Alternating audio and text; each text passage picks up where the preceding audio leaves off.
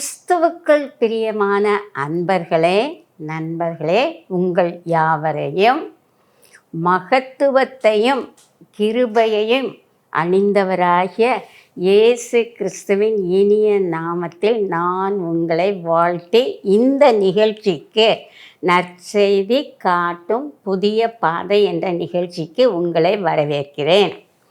சில வேளைகளில் நமது வாழ்க்கை கசந்து போய்விடும். கசப்பான வாழ்க்கை இனிமையாக வேண்டுமா? மாறாவின் கசப்பு மாறி நமக்கு மதுரமான வாழ்க்கை வேண்டுமா? தோல்வி மறைந்து வெற்றி வேண்டுமா? துக்கம் மறைந்து ஆனந்த களிப்பு நமக்கு வேண்டுமா? அப்பொழுது நாம் என்ன செய்ய வேண்டும்? இரட்சிப்பின் ஊற்றாகிய இயேசுவினிடத்தில் ஓடோடி வர வேண்டும். வந்து அவரிடத்தில் மகிழ்ச்சியையும் சந்தோஷத்தையும் பெற்றுக்கொள்ள வேண்டும். தேனிலும் மதுரமான ஜீவ வார்த்தையை அண்டிக் கொள்ள வேண்டும். இப்பொழுது நாம் அட்வென்ட் காலங்களில் இருக்கிறோம். அட்வென்ட் காலம் எனப்படுவது கிறிஸ்மஸ் தினத்திற்கு முந்தின 4 வாரங்களை கொடுக்கக்கூடியதாக இருக்கின்றது.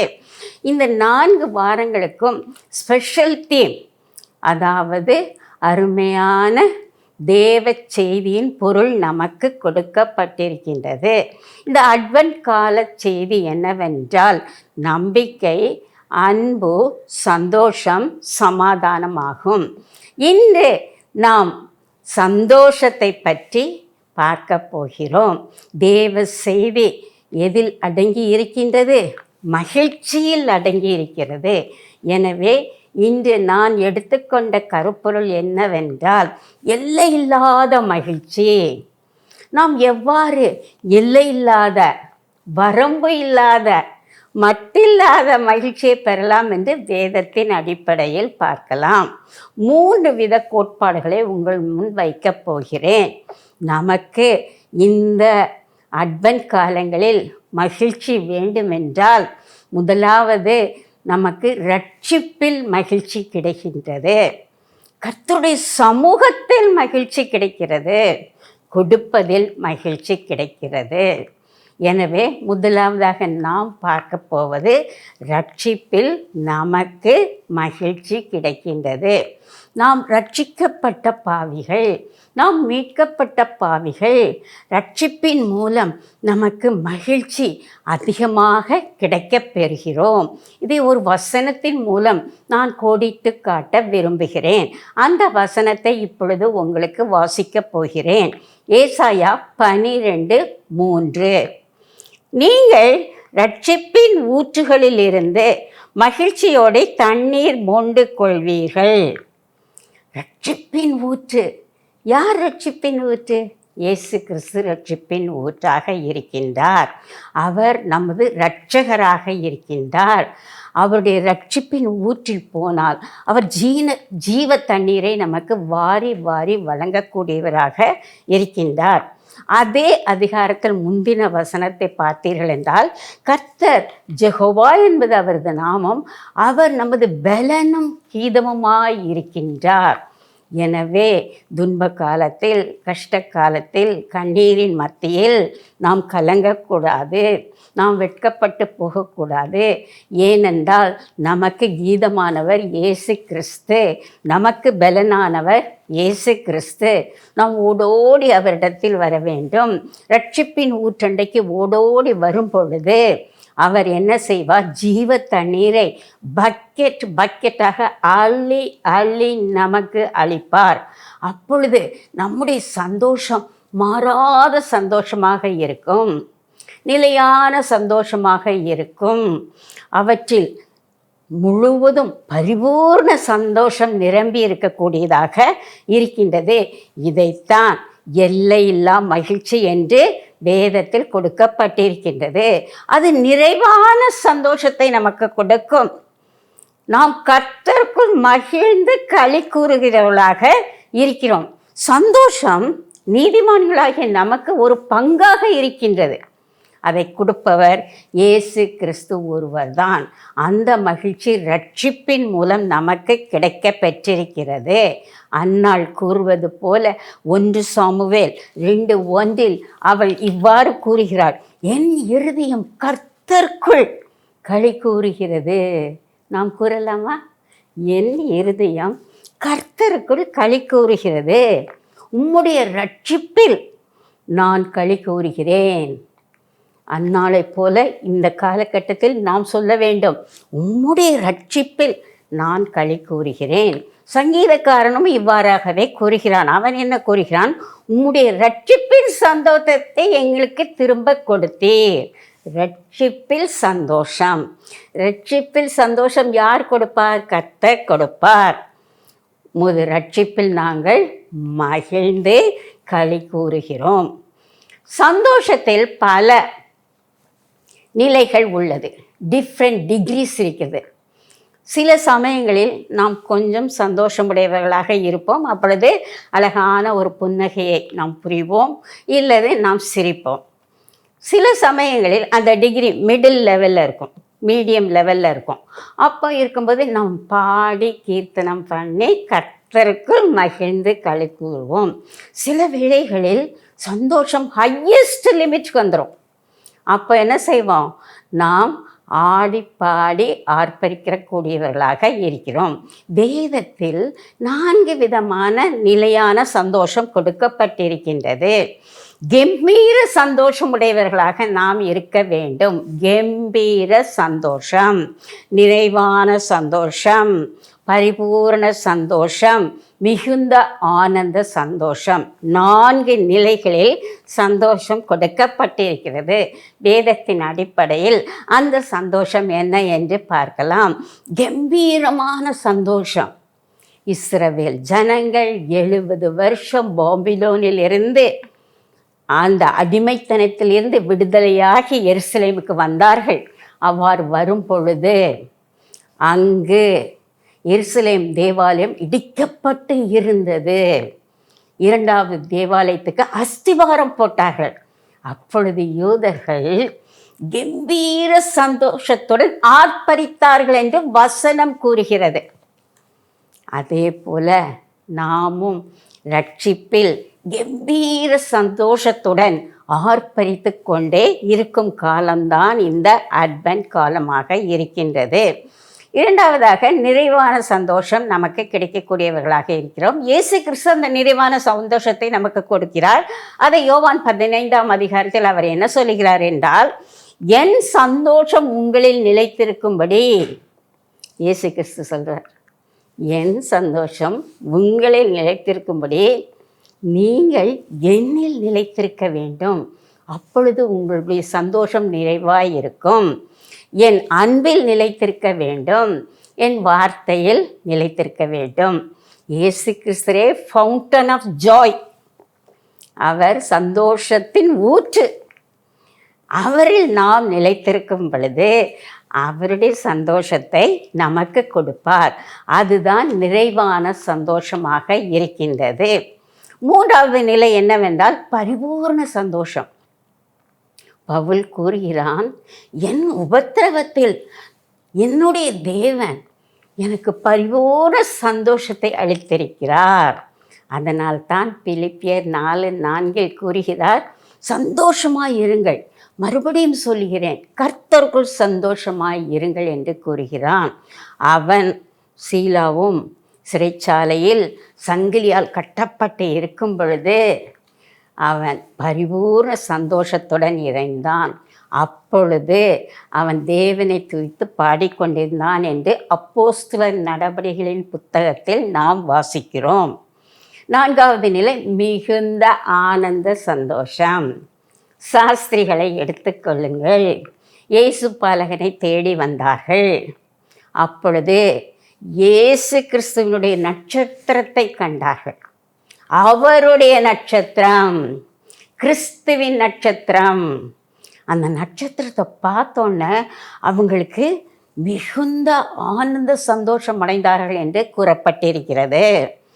அந்த நட்சத்திரத்தை வழிகாட்ட அவர்கள் இயேசு பாலகனை கண்டு விழுந்து சாஷ்டாங்கமாய் பணிந்து கொண்டார்கள். அப்பொழுது அவர்களுக்கு ஆனந்த சந்தோஷம் கிடைத்தது. நாம் ரட்சிக்கப்படும் பொழுது நாம் சந்தோஷமாக இருக்கிறோம், பரலோகத்திலும் சந்தோஷம் இருக்கும். ஏனென்றால் மனம் திரும்புகிற ஒரே பாவி நிமித்தம் பரலோகத்தில் மிகுந்த சந்தோஷம் உண்டாகும் என்று கூறப்பட்டிருக்கின்றது. ரட்சிப்பின் பிள்ளைகளுக்கு எங்கிருந்தாலும் என்ன செய்து கொண்டிருந்தாலும் அங்கு மகிழ்ச்சி மகிழ்ச்சி மகிழ்ச்சி தான்.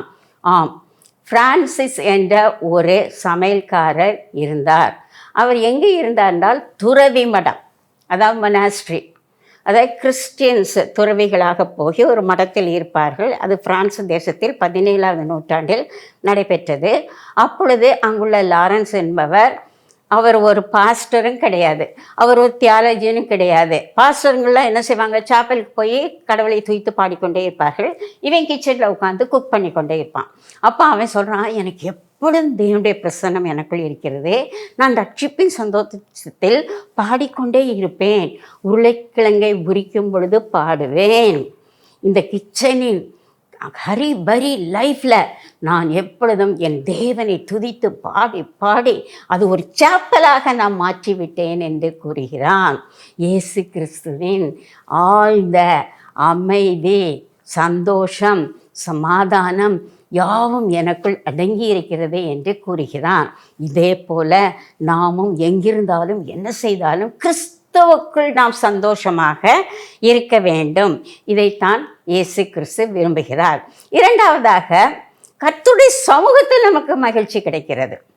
எங்கெல்லாம் கர்த்தருடைய சமூகம் இருக்கிறதோ அங்கு மகிழ்ச்சி கிடைக்கிறது. அதை ஒரு வசனத்தில் நான் வாசிக்கிறேன். சங்கீதம் 16:11, ஜீவ மார்க்கத்தை எனக்கு தெரியப்படுத்துவேன், உம்முடைய சமூகத்தில் பரிபூர்ண ஆனந்தமும் உம்முடைய வலது பாரசத்தில் நித்திய பேரின்பமும் உண்டு என்று கூறப்பட்டிருக்கிறது.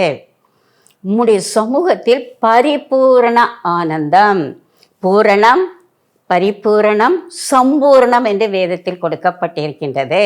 பரிபூரணம் 100% சந்தோஷம் நமக்கு கிடைக்கும். அவரது வலது பார்சத்தில் நமக்கு நித்திய பேரின்பம் கிடைக்கும்.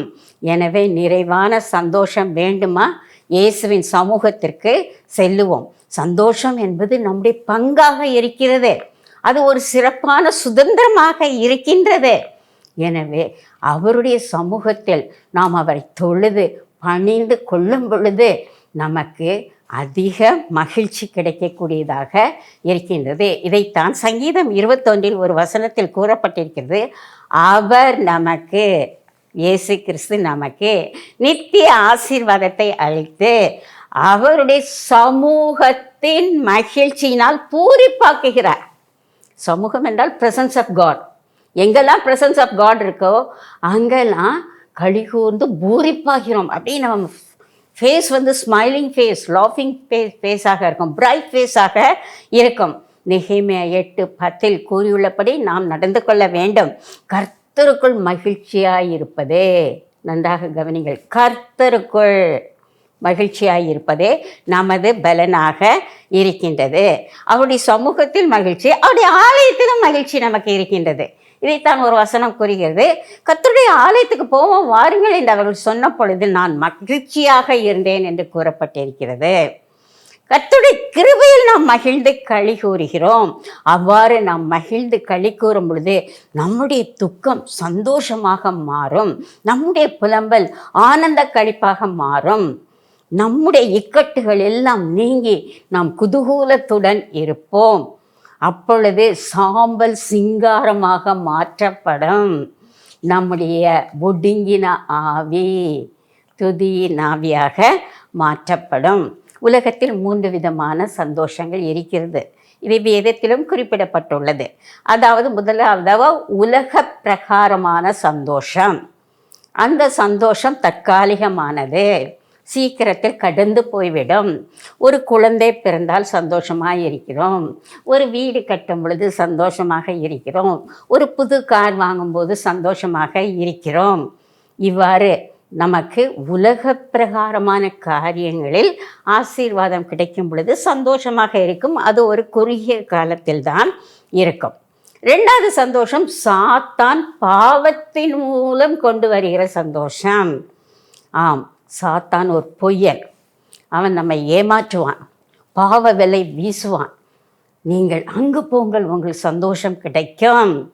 குடி, சிற்றின்பம் இருக்கும் இடங்கள், ட்ரக் மற்றும் பல நாசமோச காரியங்களில் நம்மை ஈடுபடுத்தி சந்தோஷம் இருக்கும் என்று ஏமாற்றுவான். அப்படிதான் ஏதேன் தோட்டத்தில் ஆதாம் ஏவாளை ஏமாற்றினான். இன்றும் நம்மை ஏமாற்றி கொண்டிருக்கிறான். அந்த சந்தோஷம் நம்மை கொண்டு படுகொலியில் தள்ளிவிடும்.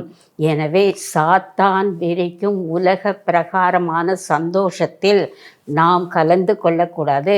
மோசே இதைத்தான் செய்தான். அதை வசனம் கூறுகிறது. எபிரேயர் 11:25 மோசே அநித்தியமான பாவ சந்தோஷங்களான எல்லாவற்றையும் அனுபவிப்பதை விட்டுவிட்டு, பாவ சந்தோஷங்களை அனுபவிப்பதை விட்டுவிட்டு தேவனுடைய ஜனங்களோட துன்பத்தை அற்பதே மேலானது என்று அவன் கருதினான். எனவே சாத்தானால் வரும் பாவ சந்தோஷத்தில் நம்மை ஈடுபடுத்தி கொள்ளக்கூடாது. மூன்றாவது, இயேசு கிறிஸ்துவின் மூலம் நமக்கு சந்தோஷம் கிடைக்கும். Is author, source, origin and fountain of joy. அவருடைய சமூகத்தில், அவருடைய வசனத்தில், அவருடைய பரிசுத்த ஆவியில், அவருடைய கிருபையில் நமக்கு சந்தோஷம் கிடைக்கும். எப்படி சந்தோஷம் இருக்குமா? நமக்கு தானியமும் திராட்சரசமும் பெருகியிருக்கிற காலத்தில் உள்ள சந்தோஷத்தை விட அதிகமான சந்தோஷத்தை நம் கர்த்தர் நமக்கு கொடுக்கிறார். வீடு, பங்களா, பேங்க் பேலன்ஸ் என்று நிறைய இருக்கலாம். அதில் சந்தோஷம் வருவது நமக்கு சந்தோஷம் கிடையாது.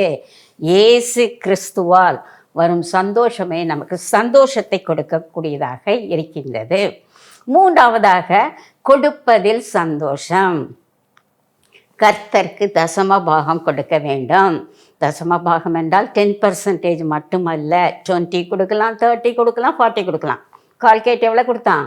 98% தசம பாகம் கொடுத்தான். உலகம் எங்கும் நம்பர் 1 கம்பெனி கால்கேட். ஆம். ஸோ தேவனுக்கு தசம பாகம் கொடுக்கும் பொழுது நமக்கு மகிழ்ச்சி வருகிறது. அவருக்கு காணிக்கையை கொண்டு கொடுக்கும் பொழுது நம்மளுக்கு மகிழ்ச்சி வருகிறது.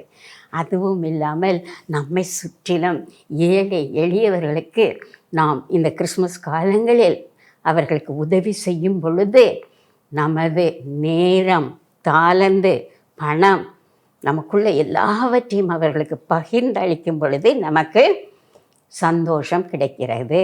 ஏனென்றால் வேதம் என்ன கூறுகிறது? பூமியும் அதன் நிறைவும் உலகமும் அதில் உள்ள குடிகளும் கர்த்தருடையவைகள். கர்த்தர் என்ன சொல்கிறார்? வெள்ளியும் என்னுடையது, பொன்னும் என்னுடையது. நாம் கர்த்தரிடத்தில் வாங்கி கர்த்தருக்கே கொடுக்க வேண்டும், ஏழைகளுக்கு கொடுக்க வேண்டும். நாம் இவ்வுலகத்தில் பிறக்கும் பொழுது வெறும் கையாக பிறக்கிறோம். நாம் உலகத்தை விட்டு எடுபடும் பொழுது ஒன்றும் எடுத்து செல்லவில்லை. என்றாலும் இந்த உலகத்தில் உள்ள பொருட்கள் யாவற்றையும் இயேசு கிறிஸ்து நமக்கு ஈவாக கொடுத்திருக்கிறார். அதை நாம் அனுபவிக்கும் பொழுது நாம் கர்த்தருக்கு கொடுக்க வேண்டும், ஏழை எளியவர்களுக்கு கொடுக்க வேண்டும். கர்த்தருக்கு நிச்சயமாக கொடுக்க வேண்டும். ஒரு பிப்ளிக்கல் ரெஃபரன்ஸ் உங்களுக்கு சொல்ல விரும்புகிறேன். தாவீதை எடுத்துக்கொள்ளுங்கள். அவன் ஒரு பிரமாண்டமான ஆலயத்தை எருசலேமில் கட்ட ஆவலுடன் இருந்தான். ஆனால் அவன் கட்டவில்லை. அவன் மகன் சாலமோன் தான் கட்டினான். அவன் ஆவலாக இருந்தது நிமித்தம் இஸ்ரவேல் ஜனங்களை பார்த்து, உங்கள் காணிக்கைகளை எருசலேம் தேவாலயம் கட்ட கொண்டு வாருங்கள் என்று கூறினானாம். அப்போ ஜனங்கள் எல்லோரும் முழு மனதுடன், சந்தோஷத்துடன், மகிழ்ச்சியுடன் விலையேறு பெற்ற தங்கம், வெள்ளியை தேவனுக்காக காணிக்கையாக கொடுத்தார்கள் என்று வசனம் கூறுகிறது. அந்த வசனத்தை நான் வாசிக்கிறேன். 1 நாளாகமம் 29:9 முதல் பகுதி. இப்படி மனப்பூர்வமாய் கொடுத்ததற்காக ஜனங்கள் சந்தோஷப்பட்டார்கள். உத்தம இருதயத்தோட உற்சாகமாய் கர்த்தருக்கு கொடுத்தார்கள். நல்லா கவனிங்க. மனப்பூர்வமாக கொடுத்தாங்களாம், உத்தம இருதயத்தோடு கொடுத்தாங்களாம், உற்சாகமாக கொடுத்தாங்களாம்.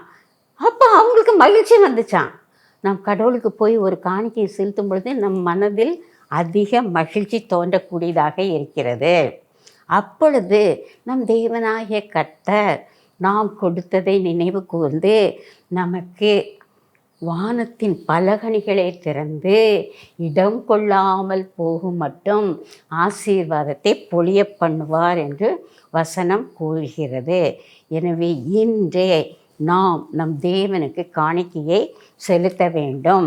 தசம பாகம் செலுத்துவதன் மூலம் அநேக தேவ மனிதர்களின் சந்ததி ஆசீர்வதிக்கப்பட்டிருக்கிறது என்று வேதம் கூறுகிறது.